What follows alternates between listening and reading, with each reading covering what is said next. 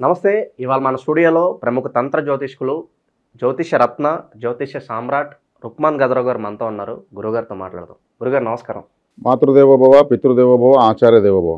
మార్చి నెల 2025 వృషభ రాశి వారి పరిస్థితి ఏంటి? ఎలాంటి పరిష్కార మార్గాలు చేసుకుంటే మంచి రిజల్ట్స్ ఉంటాయి అంటారు? ఈ 2020 సంవత్సరం మార్చి నెల వృషభ రాశి వాళ్లకు ఎలా ఉందంటే, పట్టుదలకు మారిపోయినటువంటి వృషభ రాశి వాళ్ళు నిర్ణయాలు ఏ విధంగా మార్చుకోరు. వీళ్ళు అంత సులభంగా మార్చుకోరు. ఈ పట్టుదలకు తగినట్టు వీళ్ళకు గ్రహస్థితి కూడా చాలా చాలా అనుకూలంగా వస్తుంది. మరి వీళ్ళకు వరప్రదాత అదృష్ట దేవత అయినటువంటి శనిశ్వరుడు ఈ రాశి వాళ్లకు భాగ్య దశమాధిపతి అయినటువంటి శనిగ్రహము ఈ మాసాంతానికి వీళ్ళకు లాభస్థానంలోకి రావడము, 30 సంవత్సరాల తర్వాత వీళ్ళు 30 సంవత్సరాల ముందు చూసుకుంటే ఒక వెలుగుంటారు వీళ్ళు. ఓకే. అన్ని విభాగాల్లో బాగున్నారు. అన్ని విభాగాల్లో బాగుంటారు. అప్పుడు ఒక అనుకున్న అదృష్టాలు కలిసి వచ్చి ఉంటాయి.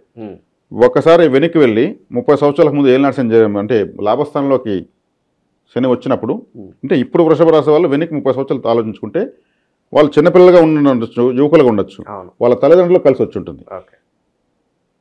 కాబట్టి ఇప్పుడు అనుభవపూర్వకంగా ఉన్నారు. 30 సంవత్సరాలకు ముందు వృషభ రాశి వాళ్ళు ఇప్పుడు ఇంకా ఎంతో అనుభవాన్ని గడించున్నారు. వీళ్ళ అనుభవానుసారము ఇప్పుడు ఈ శనిగ్రహం లాభంలోకి రావడము వీళ్ళకు ఒక విధంగా చాలా అదృష్టం అని చెప్పచ్చు.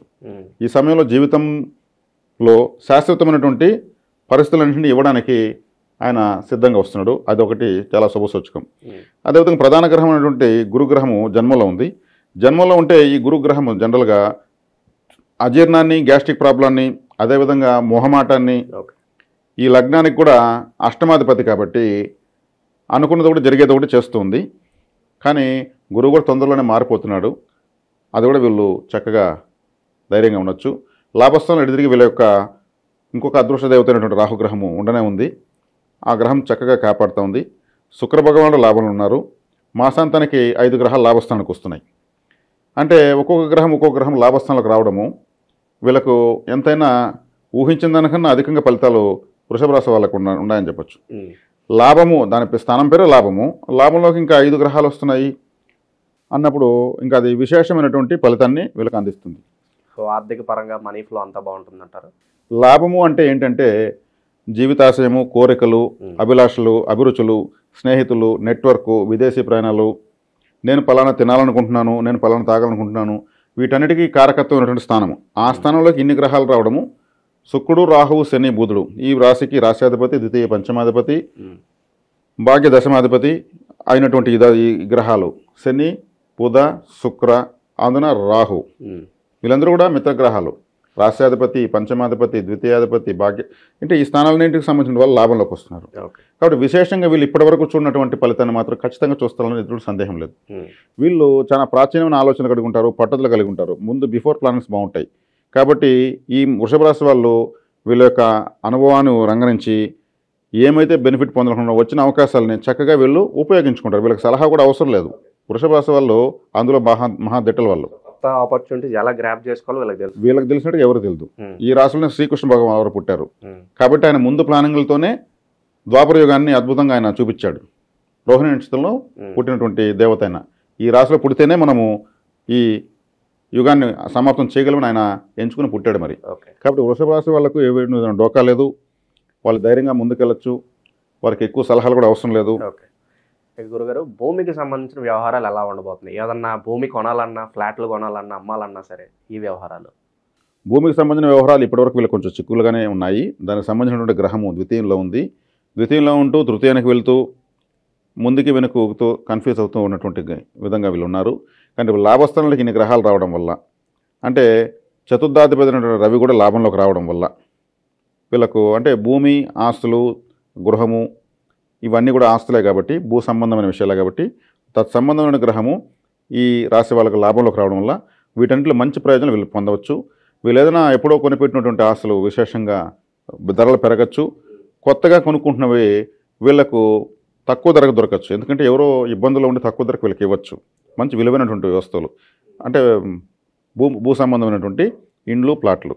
కాబట్టి ఇటువంటి అవకాశాలు వీళ్ళకు ఉన్నాయి. చక్కగా వీళ్ళు ఉపయోగించుకోవచ్చు. పోలీస్ స్టేషన్లు, కోర్టులు చుట్టూ తిరుగుతూ ఉంటారు సరైన వీళ్ళకి న్యాయం అందక. మరి అటువంటి వాళ్ళకి ఏమన్నా మంచి ఫలితాలు రాబోతున్నాయా? ఖచ్చితంగా మంచి ఫలితాలు వస్తాయి.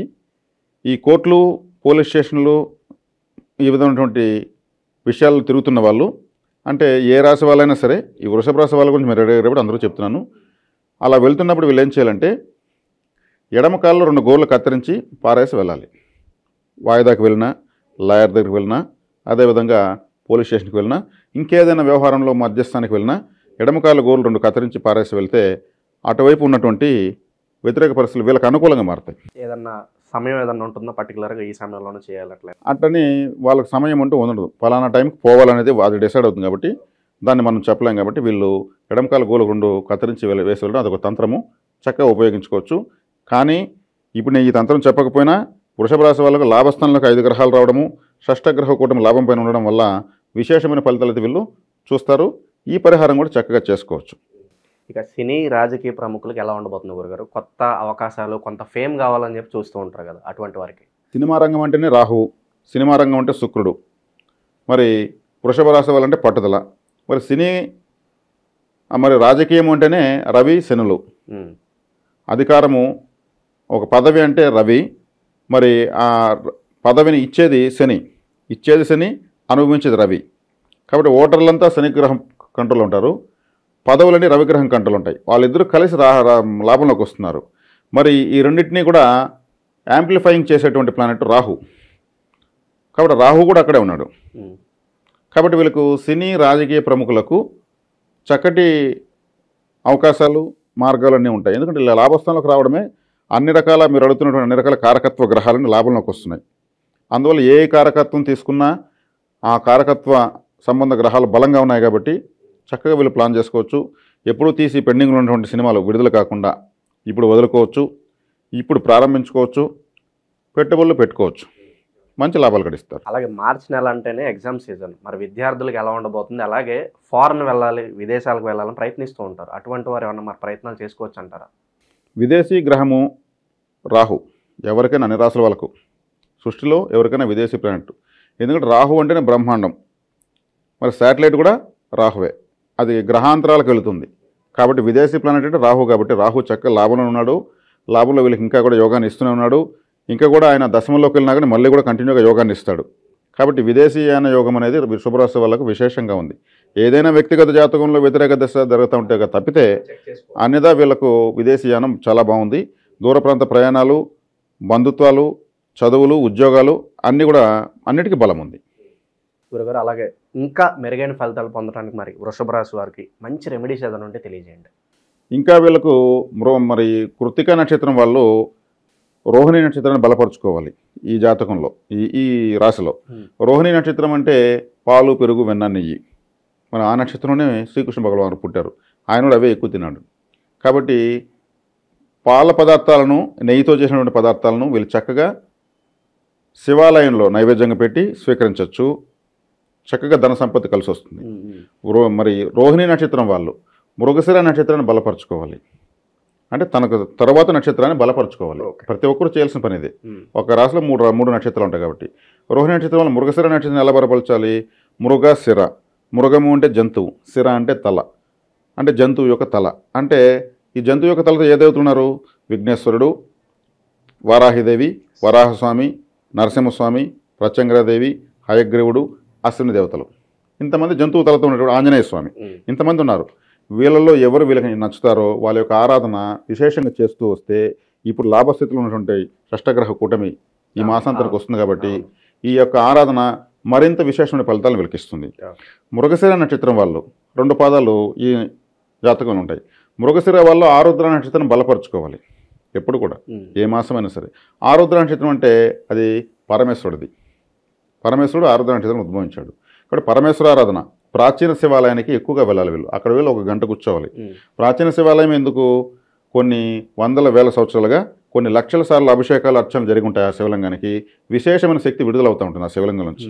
ఆ బ్రీతింగ్లో వీళ్ళు 1 అవర్ కూర్చోగలిగితే, మనం ఫోన్ 1 అవర్ పెడితే ఛార్జ్ అవుతుంది, మనం 1 అవర్ కూర్చుంటే కదా మన లైఫ్ యాక్టివేట్ అవుతుంది. శివాలయంలో కూర్చోవాలి. ఫోన్ ముఖ్యంగా స్విచ్ ఆఫ్ చేయాలి. దేవుడి ముందర ఇటువంటి చేష్టలు చేయకూడదు. అలా చేస్తూ రావడం వల్ల వీళ్ళకు విశేషంగా పరిస్థితులు కలిసి వస్తాయి. కాబట్టి ఈ రాశిలో ఉన్న వాళ్ళు మరిన్ని విశేష ఫలితాల కోసం ఈ ఆరాధనలు చేసుకోవచ్చు. ఏదన్నా మేము దానం చేయదలుచుకున్నాము, దానాలు ఇవ్వాలనుకుంటే కనుక ఏ వస్తువులు దానం చేసుకుంటే బాగుంటుంది? గోసేవ అధికంగా చేయాలి. గోవులకు ఎక్కడన్నా బజార్లో వెళ్తుంటే అవగాహన ఒక అరటిపండు ఇవ్వచ్చు. ఆ భూత సేవ అధికంగా చేయాలి. వృషభ రాశి అంటేనే ఒక ఎద్దు, ఒక జంతువు. అందుకే గోసేవ అధికంగా చేయమన్నాను. మరి ఆవుకు ఒక అరటిపండు ఇమ్మన్నాను. ఎందుకంటే వృషభ రాశి తర్వాత వచ్చేటువంటి రాశి మిథున రాశి. మిథున రాశిలో ఆరుద్ర నక్షత్రం 4 పదాలతో బలంగా ఉంది. మిథున రాశిలో ఉన్నటువంటి ఆరుద్ర నక్షత్రం అంటేనే అరటిపండు. ఆవుకు అరటిపండు ఇవ్వడం వల్ల చక్కగా వీళ్ళకి విశేష ఫలితాలు వస్తాయి. ఓ ఎద్దు కనిపించినా ఇవ్వచ్చు, ఆవుకనే కాదు. వృషభ రాశి వీళ్ళు రాసే వృషభం. ఓ గంగిరెద్దు పోతా ఉంటే ఇంట్లో పిలిచి దాన్ని పడుకోబెట్టుకుని దానికి మేత పెట్టి నీళ్లు పెట్టి పూజ చేసి నిద్రపోనిచ్చి మళ్ళీ పంపిస్తే వీళ్ళకు అదృష్టం కరతల మలకం అయిపోతుంది. వృషభ రాశి వాళ్ళకి ఎస్పెషల్లీ.